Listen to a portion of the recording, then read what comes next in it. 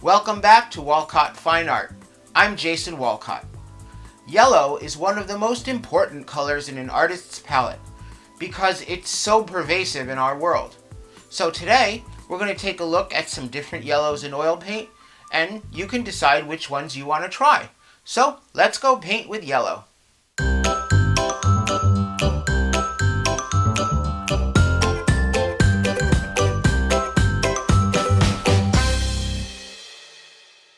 Hello everyone and welcome back. I'm going to be going over these different yellows available in oil paint, and I'll show you a little bit about each one. Now this is certainly not everything that's available. There's more than this, but I thought this would start you out and get you a little bit more familiar. So I'm going to start over here, and the first color I have that's this light bright lemon yellow over here is Cadmium Lemon. Now, I want to talk about the cadmium yellows a little bit, of all of which these are all cadmium yellows here, these first four. And first, I want to say that there's no substitute for the cadmium yellows.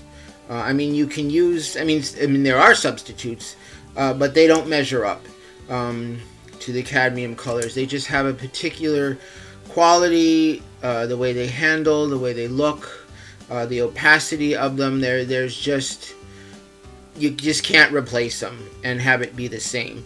Now that said, it's certainly if you're looking to if cost is an issue for you and you don't want to spend a lot of money on the cadmium colors, then certainly you can the imitation cadmiums or the cadmium hues or other kind of yellows in this range are perfectly fine.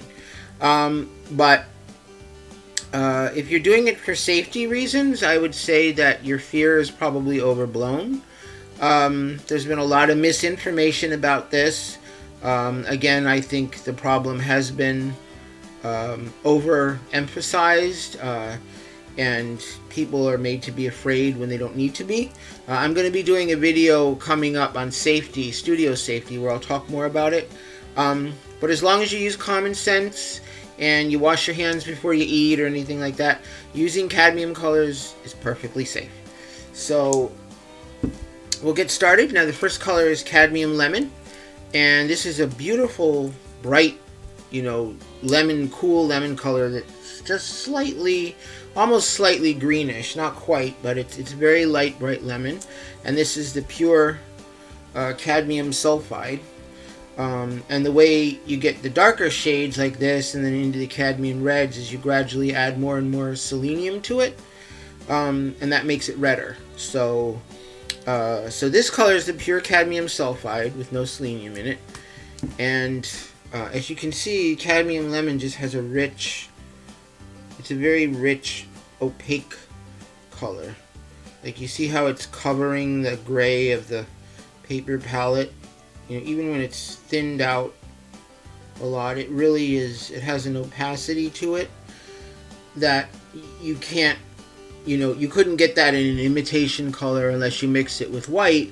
And when you do that, then you're changing the way the pigment's going to mix with other colors, and you're kind of cooling it down, because white tends to cool things down. So again, I just highly recommend going with the genuine cadmiums if you can afford it. So that's Cadmium Lemon, and that's your bright, lightest lemon yellow in the cadmiums. The next one we see here is Cadmium Yellow Light. Now you don't need to go out and buy all these different shades. You can. I have them because sometimes the need for them pops up. I don't want you to worry about running out and, oh my god, I have to get all these colors. No, I'm just showing these to you, and you can decide which ones you want to pick for yourself. If you have a lemon or a light and then one of the darker colors, that's plenty. You don't have to have all of them. But now this is the next one down, which is Cadmium Yellow Light, which is a slightly darker. It's still a light, bright yellow, but it doesn't have the greenish lemon quality that the Cadmium Lemon does. And this is sort of like the color, like this is a good banana yellow. It's like the color of bananas.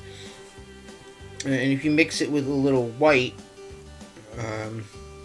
You can see how the way it lightens up, it makes a nice, it's great for florals, for painting, you know, daffodils, sunflowers, things like that. So sunlit areas of certain stones and landscapes. So cadmium yellow light. Cadmium yellow light is a very, very useful color to have. And again, these are all the cadmiums, so they'll have that opacity to them. Then you have cadmium yellow medium, which is a little bit darker. This is kind of like a pencil yellow or school bus yellow, maybe. I hardly ever use it. I have a tube on hand just in case. But you can very easily make it by mixing cadmium light and cadmium yellow deep. But it is a nice color to have on hand if you need a color like that, or you use a lot of yellows or paint a lot of flowers. And when you mix it with white, you'll start to see it's getting a little warmer. So then, you know, this is tending slightly more towards the orangey side. When you mix the white here compared to the cadmium yellow light. I don't know if you can see that on camera, but I'll post a picture at the end so that you see more of the differences. So that's the cadmium yellow medium, which is this right here. And next on down is cadmium yellow deep, which is the one. Now the two yellows that I use on my palette are the cadmium yellow deep and the cadmium yellow light. I will sometimes use cadmium lemon, but like I said, I really don't use the medium that much. I just have some on hand in case. But this is cadmium yellow deep, and this is the one that is the most orange, just before it goes into cadmium orange. That's your deepest yellow shade. And now this is the color of nice ripe orange fruit. So this is a color that's great for painting oranges. It's great for painting pumpkins, any kind of fruit that's orange, carrots, stuff like that. And you can see when I mix that with white, it definitely has a more pinkish, orangey hue to it than the other yellows over here. But it's still definitely yellow, but it's like an orange yellow. So, and that's cadmium yellow deep. And I find that to be a very, very useful color as well.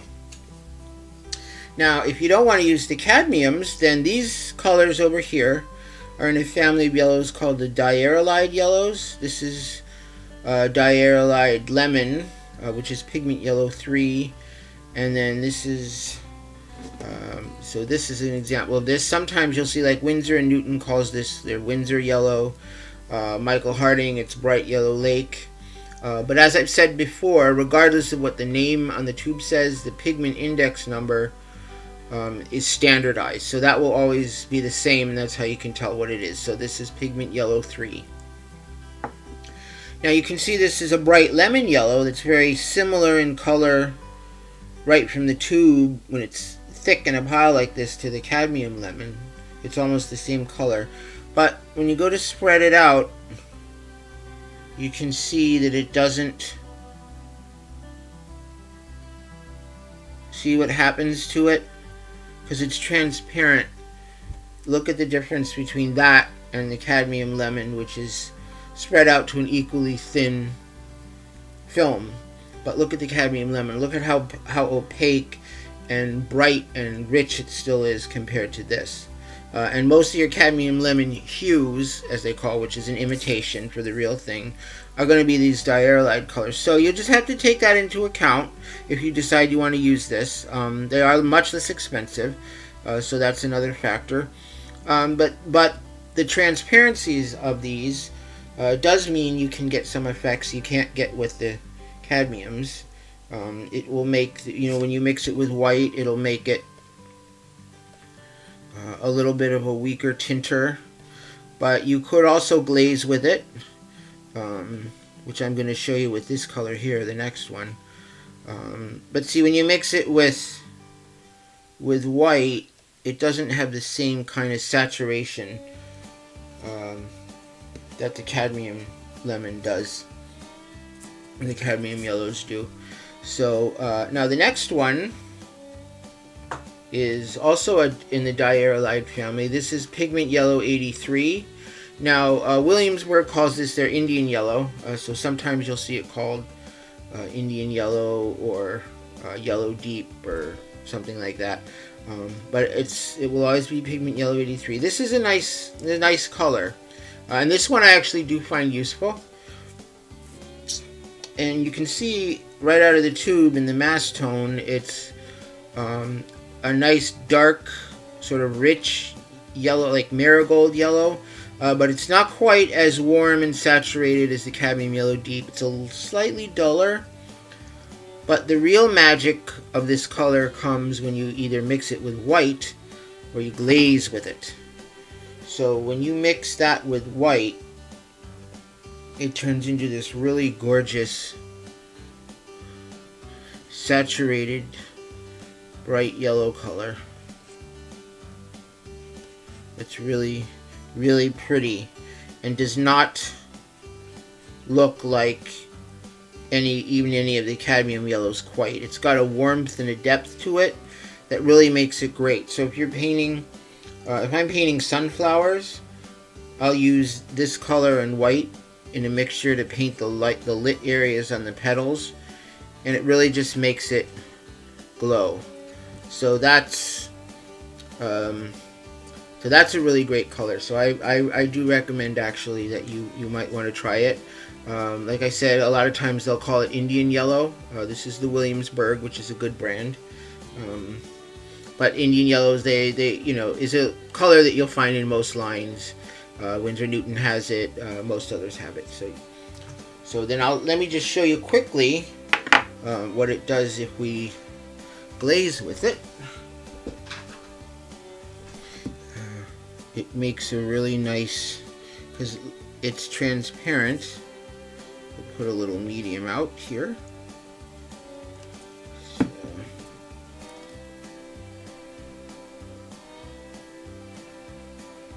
So here's, I have this piece of scrap canvas. So if you use it as a thin glaze, you can see it makes this really rich, beautiful like marigold yellow, and it's just is not quite matched up by any other pigment exactly. And again, I know you can't really see it on camera, but trust me, this is really pretty when you see it in person. So now let's move on to these last two yellows. See over here. This is a very common yellow that you'll find and probably already have, which is yellow ochre. It's an earth color that's definitely in the yellow family.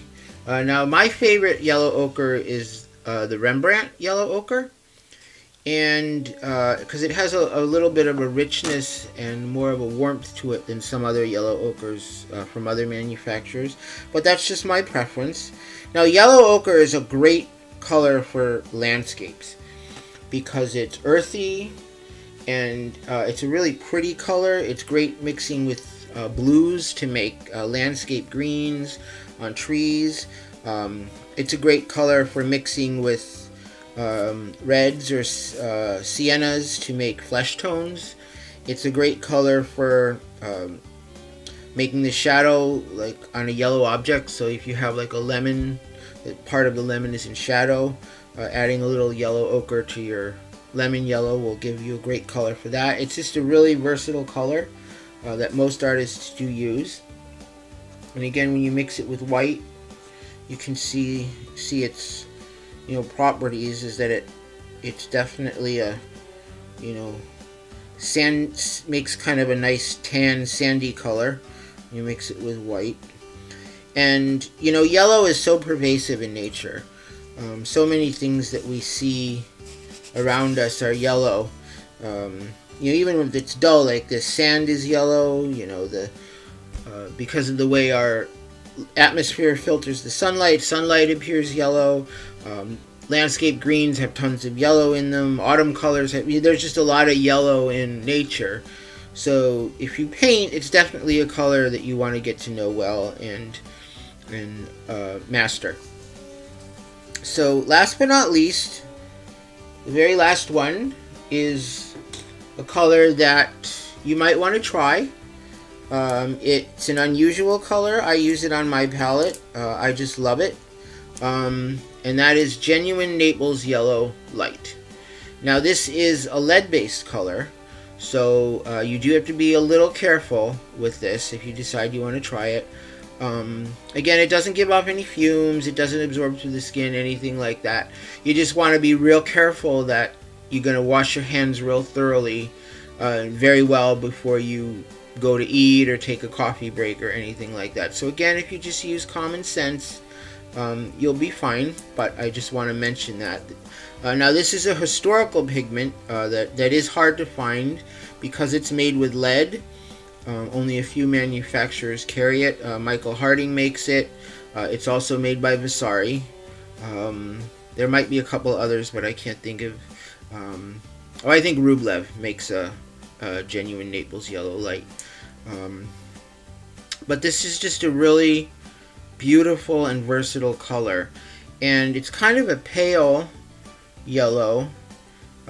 It's not lemony like the cadmium lemon is. It's more of a duller yellow, and this isn't mixed with any white or anything. This is the actual single pigment itself. And Naples yellow was used for many hundreds of years, going all the way back to I believe the Roman times, although don't quote me on that. But I do know it was used as the basic yellow on a palette all through the Renaissance and up through the Impressionism, until it was replaced by the cadmiums. But it just has some properties that no other pigment that's like an imitation quite has. And I don't use it so much by itself as I mix it with other things. Like if you mix Naples yellow with like a black or a raw umber or those kind of colors, it's great for backgrounds because it gives them almost this airy quality that's kind of like atmosphere, and it's really hard to explain unless you see it, but once you see it you're like, wow, yeah, that I see that. And so the imitation Naples yellows won't do that because they're mixed from other pigments, and they probably have white in them. But it's a color that if you want to try it, I recommend, if you've been painting for a while and you want to experiment with Naples, the Genuine Naples Yellow, to give it a shot and see how you like it, because I just love it. I find it indispensable. But do be prepared for a sticker shock, because it is a rare pigment. It's hard to get, so it is expensive. I think the little tubes, these run about maybe $50 or $60, and the big tubes can be 2 or 3 times that. So do prepare to pay for that if you want to try it, but it's something to keep in mind. Anyway, so this is a range of basic common yellows that you will find in your art supply store or online at an art supply website. So I hope that this was helpful to you and that you got some use out of it. And thanks for watching. Take care.